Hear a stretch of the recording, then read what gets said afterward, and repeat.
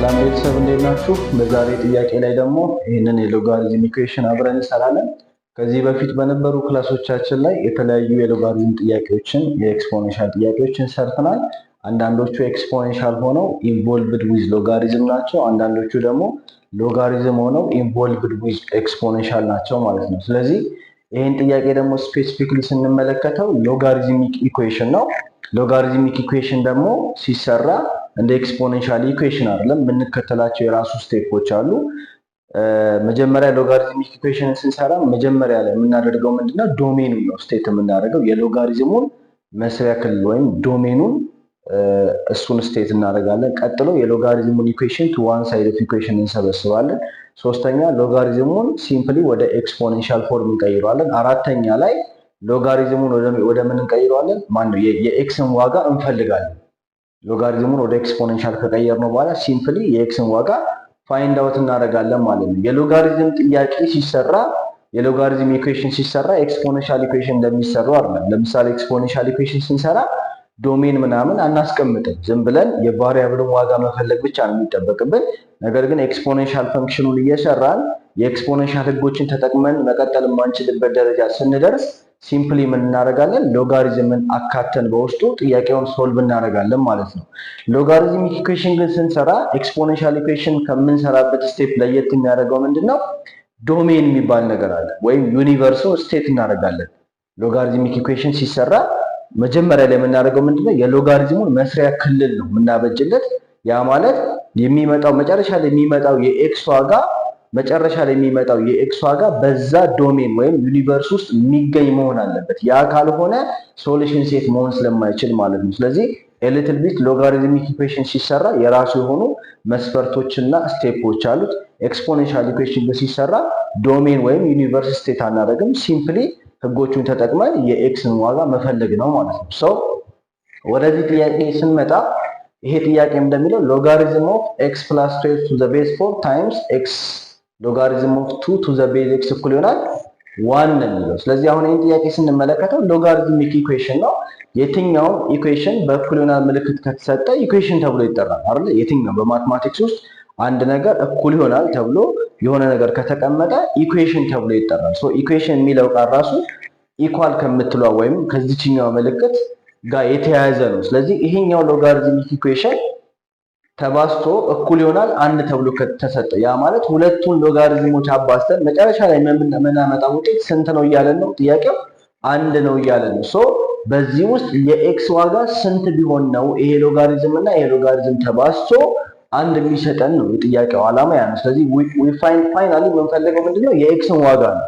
ስለዚህ እዚህ በኤክስ ዋጋ ውስጥ ገብታ እዚህ ጋር በኤክስ ቦታ ገብቶ ሁለቱ ተባዝተው መጨረሻ ላይ ሲምፕሊፋይድ ፎርሙ 1ን ሊያመጣ የሚችለው የመጨረሻው ሪል የሆነው የኤክስ ዋጋ ስንት ነው ነው የጥያቄው ዓላማ ማለት ነው። ስለዚህ መጨረሻ ላይ የምንፈልገው የኤክስን ዋጋ ነው። ኦብቪየስሊ ይታወቃል። ሶ መጀመሪያ ዶሜኑን ስቴት ስናደርግ ምን እንደምናደርገው ዶሜኑ እዚህ ጋር ያለን ኤክስፖነንት ማለት ኤክስ ፕላስ 12 ነው። ስለዚህ ኤክስ ፕላስ 12 ግሬተር ዛን 0 እናደርጋለን። ምክንያቱም ከዚህ በፊት ለሎጋሪዝም ዲስከስ ስናደርግ አንድ ሎጋሪዝም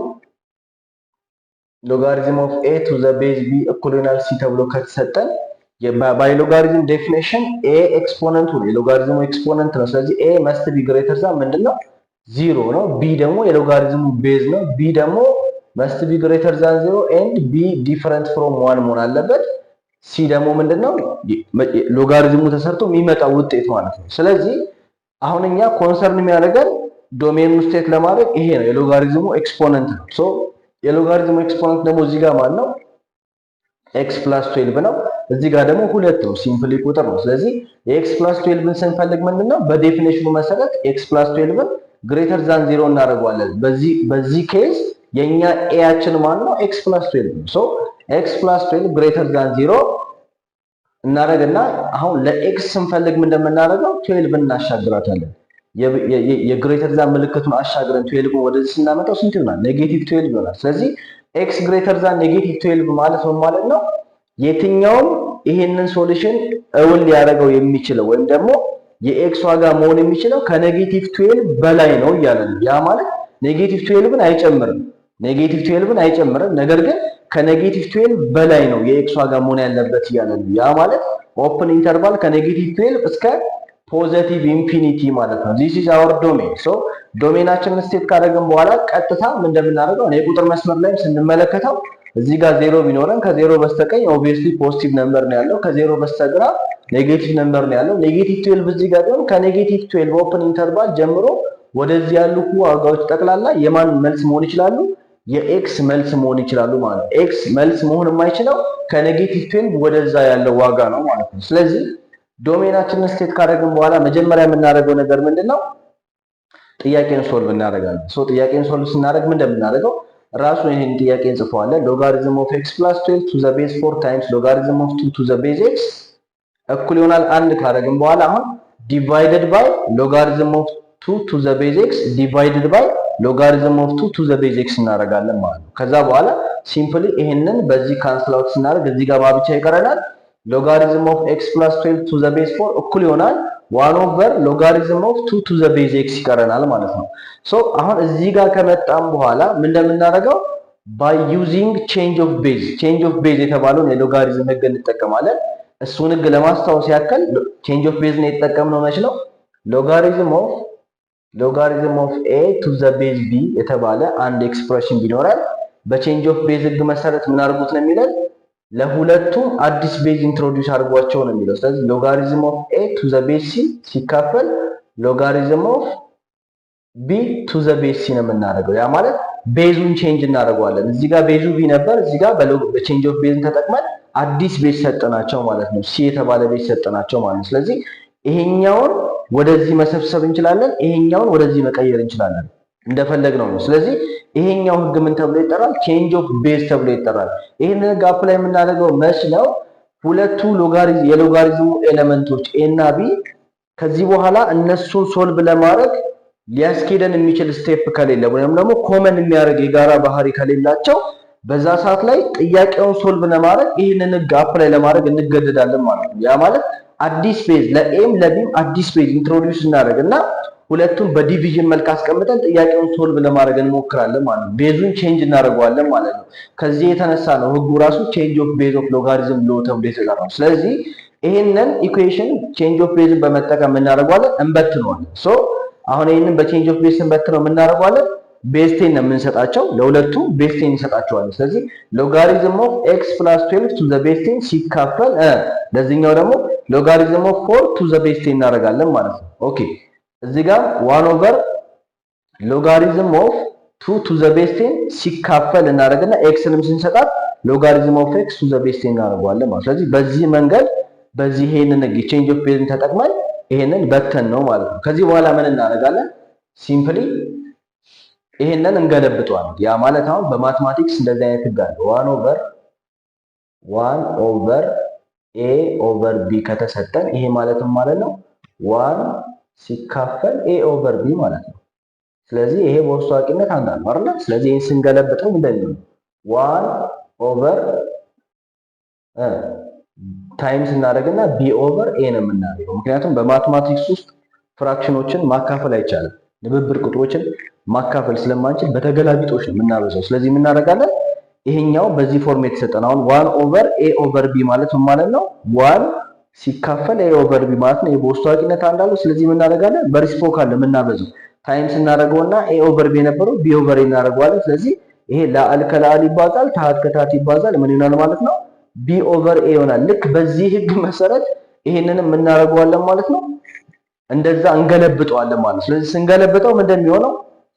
ሲምፕሊ 1 ኦቨር ሎጋሪዝም ኦፍ 2 ቱ ዘ ቤዝ 10 ሲካፈል ሎጋሪዝም ኦፍ x ቱ ዘ ቤዝ 10 ይሄንን የምናደርገዋለን። ስንገለብጠው ምንድን ነው የሚሆነው? 1 ሲካፈል ሎጋሪዝም ኦፍ 2 ቱ ዘ ቤዝ 10 ሲካፈል ሎጋሪዝም ኦፍ x ቱ ዘ ቤዝ 10። ስለዚህ ይሄንን አሁን ይሄ በውስጥ ታዋቂነት አንዳለው ስንገለብጠው ታይምስ ነው የሚሆነው አይደል? ስለዚህ 1 ኦቨር እዚህ ጋር 1 አለ ሲባዛ ይሆንና ይሄ ሲገለበጥ ይሄኛውን ማካፈሉ ይሄ ማካፈል ነበር። ማካፈሉን ማባዛት ስናደርገው ሲገለበጥ ምን ይሆናል ማለት ነው? ሎጋሪዝም ኦፍ x ቱ ዘ ቤዝ 10 ሲካፈል ሎጋሪዝም ኦፍ 2 ቱ ዘ ቤዝ 10 ይሆናል ማለት ነው። ከዛ በኋላ ይሄንን በዚህ ስናበዛው ማን ይመጣል? ሎጋሪዝም ኦፍ x ቱ ዘ ቤዝ 10 ይመጣል። ይሄንን በዚህ ስናበዛው ሎጋሪዝም ኦፍ 2 ቱ ዘ ቤዝ 10 ይመጣል ማለት ነው። ስለዚህ ሪስፖክ አለው ይሄንን መገልበጥ ማለት ነው።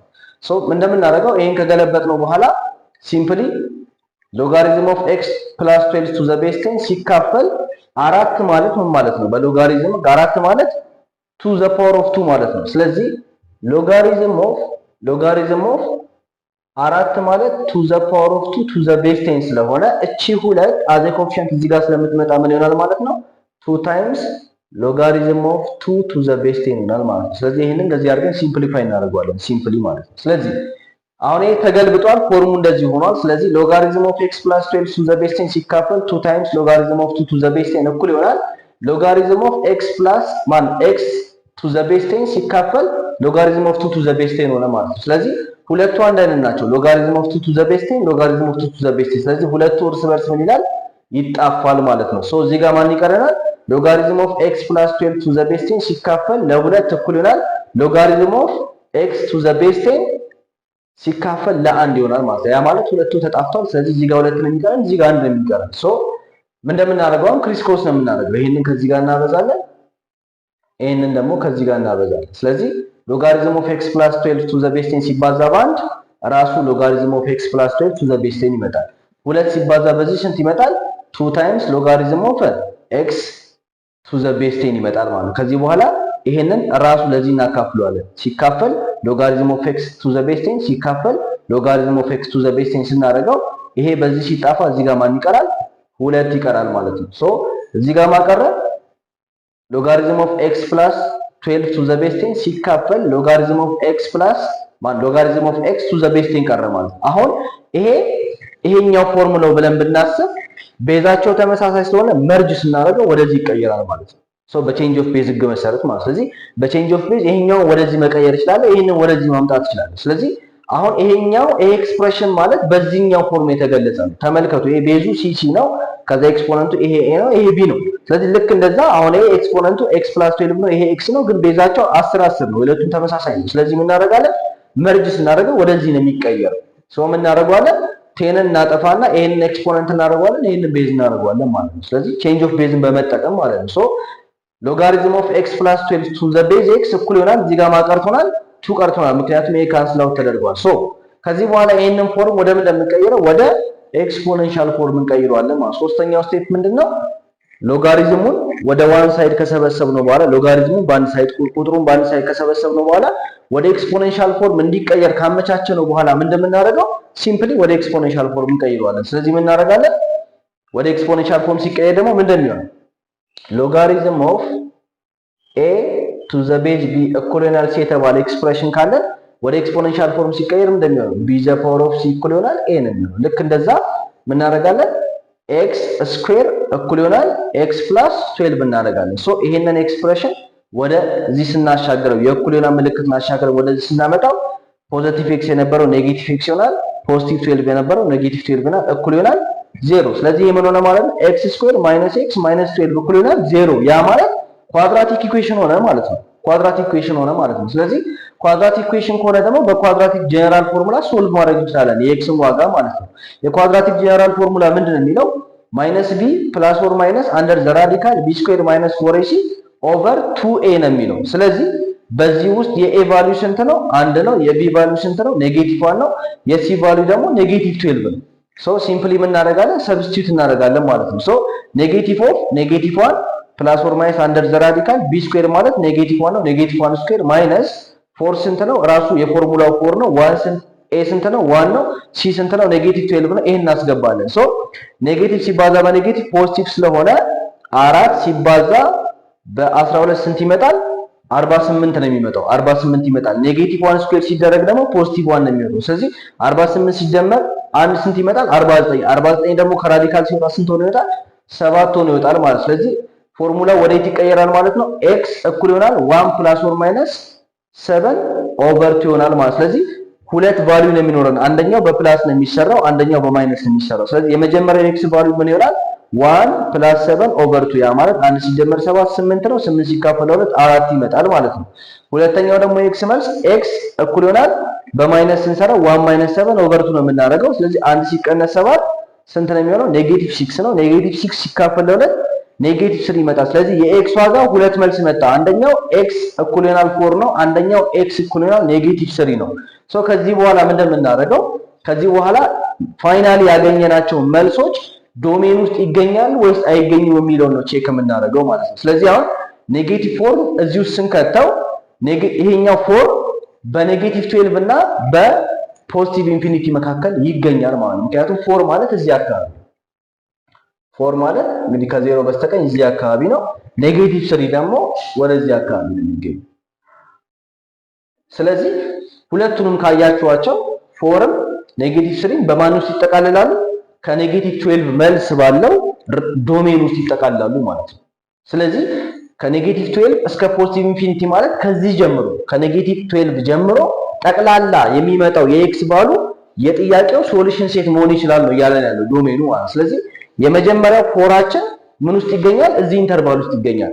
ከኔጌቲቭ 12 እስከ ፖዚቲቭ ኢንፊኒቲ በሚለው ኢንተርቫል ውስጥ ይገኛል። ስለዚህ ፎር መልስ መሆን ይችላል ማለት ነው። ኦኬ ኔጌቲቭ 3ንም ቼክ ስናደርገው ኔጌቲቭ 3 ማለት እዚህ አካባቢ ነው የሚገኘው። ያ ማለት ስቲል በኔጌቲቭ 12 እና በፖዚቲቭ ኢንፊኒቲ መካከል ነው የሚገኘው፣ በሁለቱ ኢንተርቫል መካከል ነው የሚገኘው። ስለዚህ አት ዘ ሴም ታይም ኔጌቲቭ 3 ምን መሆን ይችላል ማለት ነው? የጥያቄው ሶሉሽን ሴት መሆን ይችላል ማለት ነው። ስለዚህ የኤክስ ዋጋችን ስንት ሆነ ማለት ነው? ፋይናል ሶሉሽን ሴታችን ኤክስ እኩል ይሆናል 4 እና ኤክስ እኩል ይሆናል ኔጌቲቭ 3 ሆነ ማለት ነው። ስለዚህ 4ን እዚህ ውስጥ ብንከተውና በኤክስ ዋጋ 4 እዚህ ጋር 4 ከተል ይሄንን ብንሰራው ስንት ይመጣል ማለት ነው? ፋይናሊ 1 ይመጣል ማለት ነው። አት ዘ ሴም ታይም ኔጌቲቭ 3ንም እዚህ ውስጥ ከተነው በኤክስ ቦታም ከተነው ኔጌቲቭ 3 አድርገን ከተነው ይሄን ጥያቄ ብንሰራው ስንት ይመጣል ማለት ነው? 1 ይመጣል ማለት ነው። ስለዚህ ሁለቱ ኤክስ እኩል ይሆናል 4 እና ኤክስ እኩል ይሆናል ኔጌቲቭ 3 የጥያቄው ምን መሆን ይችላሉ? ሶሉሽን ሴት ወይም ደግሞ ፋይናል መልስ መሆን ይችላሉ ማለት ነው። ስለዚህ ይሄንን ጥያቄ በእንደዚህ አይነት መንገድ ነው ሶልቭ የምናደርገው ማለት ነው። ሶ እያንዳንዱ ጥያቄ ፕሪቪየስሊ ዲስከስ እንዳደረኳችሁ እያንዳንዱ ጥያቄ ሲሰራ ህግ ቢኖረውም ግን የራሱ ቴክኒክ አለው። ስለዚህ እነኛን ቴክኒኮቹን ማወቅ ያስፈልጋል። አንዳንዴ ሎጋሪዝሙን ሰርተን ሄደን መጨረሻ ላይ ኤክስፖኔንሻል ኢኩዌሽን ልንጠቀም የምንችልበት ሁኔታ ላይ እንመጣለን። እሱም ብቻ ሳይሆን ደግሞ የሚገርማችሁ ኳድራቲክ፣ አሁን ለምሳሌ ይህንን መጨረሻ ላይ ስንሰራ ወዴት ነው የመጣነው? ወደ ኳድራቲክ ኢኩዌሽን ነው የመጣነው። ማትማቲክስ እርስ በርሱ የተያያዘ ትምህርት ነው። አሁን ጥያቄው ሎጋሪዝም ነው፣ ትምህርቱ ሎጋሪዝም ነው። መጨረሻ ላይ ወደ ኤክስፖኔንሻል ተቀየረ። ወደ ኤክስፖኔንሻል ከተቀየረ በኋላ ወደ ምን መጣን? ወደ ኳድራቲክ ኢኩዌሽን መጣን። መልሱን በኳድራቲክ ኢኩዌሽን የሰራ ነው ማለት ነው። ስለዚህ አንዱ ከአንዱ ጋር የተያያዘ ነው። ኳድራቲክ ሎጋሪዝም ውስጥ ሊገባ ይችላል። ሎጋሪዝም ኳድራቲክ ውስጥ ሊገባ ይችላል። ኤክስፖኔንሻል ሎጋሪዝም ውስጥ ሊገባ ይችላል። ሎጋሪዝም ኤክስፖኔንሻል ውስጥ ኢንቮልቭ ሊያደርግ ይችላል። ስለዚህ የተለያየ አይነት ሜቶዶሎጂ እንሰራለን ማለት ነው። ብዙ ጥያቄ መስራት ጥቅሙ ምንድነው? ብዙ ሜቶዶሎጂ እንማራለን፣ ብዙ ቴክኒክ እንማራለን፣ ብዙ የጥያቄ አፈታት መንገዶችን ዲስከስ እናደርጋለን ማለት ነው። ሶ በሚቀጥለው ክላስ ላይ ደግሞ ሌላ አይነት ቴክኒክ እና ሜቶዶሎጂ ያለው ጥያቄ ይዘን እንመጣለን። ለአሁን እናመሰግናለን። ቴንክ ዩ